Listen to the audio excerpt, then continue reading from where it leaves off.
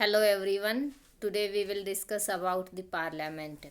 Parliament word कहाँ से लिया गया है, कैसे ये एग्जिस्टेंस में आया है और किस कंट्री से जो है हमने इसको बोरो किया है.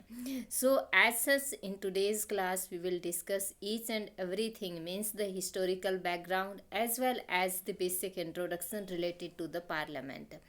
So parliament word is generally derived from the French word parlor, or as such this term connotes play where the people sit and discuss the national or the international problems and enact the legislation for their country. So as such parliament is generally a place where the people generally sit and they discuss the national or international matters, just like if there is any of the problem relating to the nations, means that basically sometimes the international problems just like the war problems.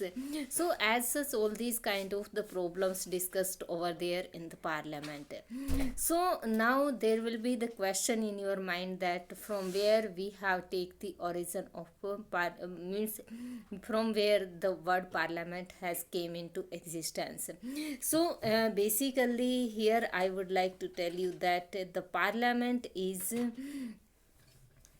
taken parliament is generally have its origin in the western countries, just like the United Kingdom, or India has also followed the parliamentary system of Britain.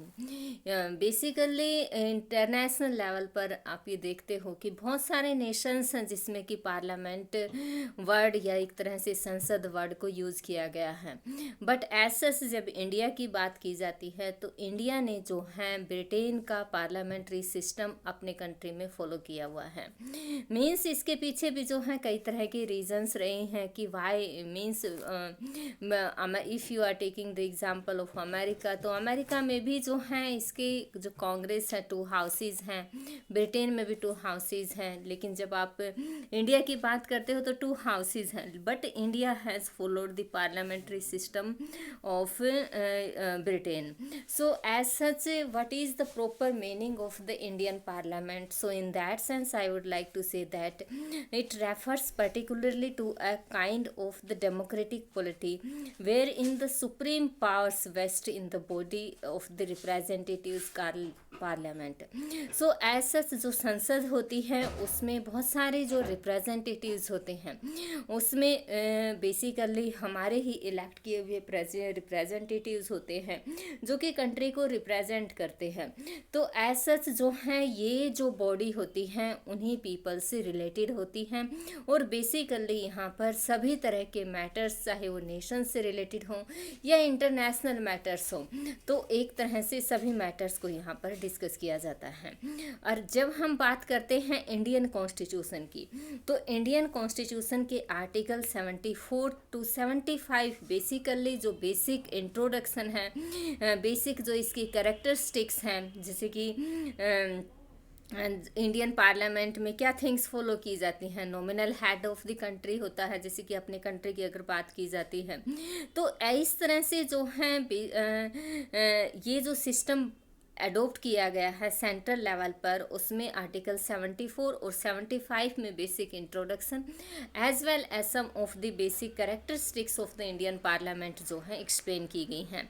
अगर आप state level पर बात करते हैं तो state level पर जो विधानमंडल होती है तो उसमें भी जो है बेसिकली 2 हाउसेज पाए जाते हैं और दोनों ही हाउसेज जो हैं अपने लेवल पर वर्क करते हैं. तो मेरा कहने का मतलब ये है कि ये आता है आर्टिकल 163 to 164 जिसमें कि इसकी basic introduction as well as means what kind of the basic features relating to the विधानमंडल, तो एज सच जो है वो सब चीज़ें वहाँ पर दी गई हैं. तो ये है बेसिक जो कि इंडियन पार्लियामेंट वर्ड जो है कहाँ से लिया गया है, कैसे ये एग्जिस्टेंस में आया है और इंडिया ने किस पार्लियामेंट्री सिस्टम को फॉलो किया है. अब बात आती है parliament is the legislative organ of the union government. Government means कि यूनियन गवर्नमेंट का एक तरह की व्यवस्थापिका होती है जो कि जनरली सेंट्रल लेवल पर वर्क करती हैं। Parliamentary system of the government is also known as a Westminster model of the government. So basically Westminster is generally related to a place in Britain where the British parliament exist. So as such जो है India ने Westminster model को जो है basically अपने country में parliamentary form के रूप में अडॉप्ट किया हुआ है। वैसे जनरली ये देखा जाता है कि जब हम किसी भी थिंग को इंडियन कॉन्स्टिट्यूशन में डिस्कस करते हैं तो ऐसे बहुत सारे पार्ट्स यहाँ पर दिए होते हैं, बहुत सारे आर्टिकल्स यहाँ पर दिए हुए होते हैं। तो ऐसे जब हम पार्लियामेंट की बात करते हैं तो parliament part 5 of the constitution में दिया गया है article 79 to 122। Means here in these articles each and every process is given from article 79 to 122 under the constitution of India. It consists basically जब आप पार्लियामेंट की बात करते हो तो जनरली आप ये सोचते हो कि यहाँ पर 2 हाउसेस दिए गए हैं, 2 हाउसेस दिए गए हैं, बट अगर हम एक्चुअल में देखते हैं तो इसके 3 पार्ट्स हैं, like president of India, council of states और हाउस ऑफ पीपल। तो एसेंस जो है ओवरऑल हम ये कह सकते हैं कि जो इंडियन पार्लियामेंट है इसके 3 पार्ट्स हैं, president, council of states and house of people. और एसेंस जो काउंसिल ऑफ स्टेट्स हैं उसको जनरली हम जो वर्ड यूज़ करते हैं राज्यसभा, तो एसेंस जो है राज्यसभा काउंसिल ऑफ स्टेट्स का हिंदी नेम है।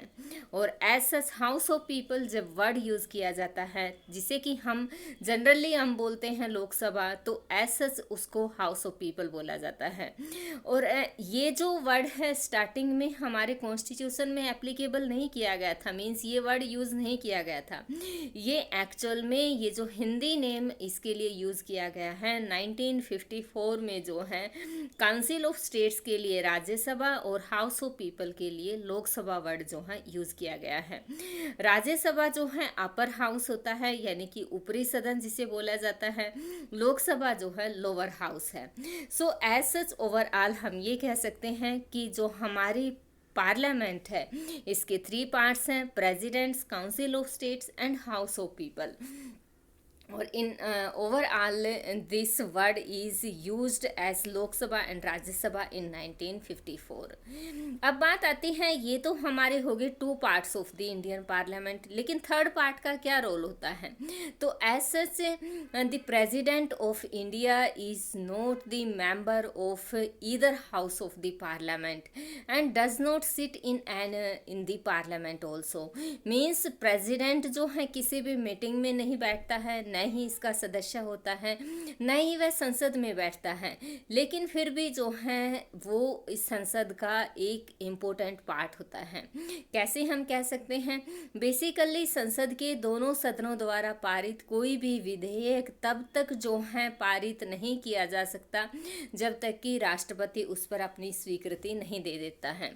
मीन्स कि with the assent of the president of India basically जो है कोई भी बिल जो है पारित किया जा सकता है। तो as such bill passed by the parliament can not become an law without the president's assent. और एज सच जो है इसी कॉन्टेक्स्ट में हम ये कह सकते हैं कि जो 3rd part of the parliament है वो मोस्ट इम्पोर्टेंट पार्ट है as like the other 2। So as such जो है कुछ और भी फंक्शंस होते हैं जो कि बेसिकली प्रेसिडेंट ऑफ इंडिया के द्वारा फंक्शंस फॉर्म किए जाते हैं। तो उस कॉन्टेक्स्ट में जो है हम एग्जाम्पल ले सकते हैं, जैसे कि किसी भी बेसिकली जो बोथ दी हाउसेस होते हैं एज सच उनका सेशन की जो स्टार्टिंग होती है वो बेसिकली प्रेसिडेंट की स्पीच के माध्यम से ही होती है। तो उस कॉन्टेक्स्ट में जो है प्रेसिडेंट अपना एक काफ़ी इम्पोर्टेंट रोल प्ले करता है। इसी के साथ जो है एक और मोस्ट इम्पोर्टेंट थिंग है कि ये जो है ये ऑर्डिनेंस भी इशू कर सकता है। ऑर्डिनेंस का मतलब क्या होता है कि president can issue the ordinance when one of the house of the parliament is not in sitting. So as such ordinance जो है एक तरह से अध्यादेश होता है। जब संसद का सत्र नहीं चल रहा होता है तो उस कॉन्टेक्स्ट में जो है ऑर्डिनेंस प्रेसिडेंट के थ्रू जारी किया जाता है। तो एक मोस्ट इम्पोर्टेंट थिंग इससे रिलेटेड ये है कि ऑर्डिनेंस के कॉन्टेक्स्ट में प्रेसिडेंट का काफ़ी इम्पोर्टेंट रोल होता है, और बहुत सारे बिल्स ऐसे होते हैं जो कि बेसिकली जब संसद का सेशन नहीं चल रहा होता है तो उस कॉन्टेक्स्ट में पास कर लिए जाते हैं। सो ओवरऑल इससे रिलेटेड हम ये कह सकते हैं कि article 123 of the Indian constitution gives power to the president to promulgate the ordinance when either of the two houses of the parliament is not in session. So as such ordinance making power जो है president की काफ़ी important power होती है। इसी के साथ साथ जो है इंडिया ने पार्लियामेंट्री सिस्टम एडोप्ट किया हुआ है, लेकिन इंडिया का ये पार्लियामेंट्री सिस्टम किस पर बेस्ड है, तो उस कॉन्टेक्स्ट में हम ये कह सकते हैं कि एज सच अगर आप अमेरिका का एग्जांपल लो तो उसमें भी जो है बेसिकली द्विसदनीय व्यवस्था एडोप्ट की जाती है, लेकिन भारतीय संविधान जो है अमेरिका के स्थान पर बेसिकली ब्रिटेन की पद्धति पर आधारित है। यानी कि ब्रिटेन में भी 2 हाउसेस पाए जाते हैं, हाउस ऑफ लॉर्ड्स और हाउस ऑफ कॉमन्स, और एज सच अमेरिका में भी जो है 2 हाउसेस अडॉप्ट किए गए हैं, जैसे कि हम ब्रिटेन में पार्लियामेंट बोलते हैं, इसको इंडिया में पार्लियामेंट बोलते हैं, और उसके 2 हाउसेस हैं। लेकिन जब आप अमेरिका का एग्जांपल लेते हो तो अमेरिका में इसे कांग्रेस बोला जाता है, और इसके 2 हाउसेस हैं, सीनेट और हाउस ऑफ रिप्रेजेंटेटिव्स। तो एज सच अमेरिका में, जैसे कि इंडिया की अगर बात की जाती है तो president is the most important part of the parliament, but as such in America president is not the part of the parliament. So as such because it is based on the separation of powers. ये जो है शक्ति पृथकीकरण के सिद्धांत पर को follow करता है, जिसमें कि हर एक ऑर्गन जो गवर्नमेंट का होता है वो अपने अपने लेवल पर वर्क करता है।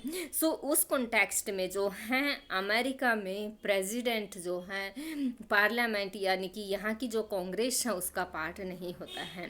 सो एज सच जो है, और इंडिया में ये सब चीज़ें फॉलो की जाती हैं, और उसी के बेस पर जो है ब्रिटेन में भी। अब एक क्वेश्चन आता है, why India has adopted the British parliamentary system. So in that sense it's a very simple question. Basically we all know that the Britishers has ruled over us for a long time, so in that sense basically the governmental system or the procedure which were followed over there at that particular time, the most of the Indians were habitual to that particular system. That's why that's why India has adopted the British parliamentary system in our country. So as such this one is all about the basic introduction of the Indian Parliament. Rest of the powers and the functioning of both the houses we will discuss in the next video. Thank you all of you.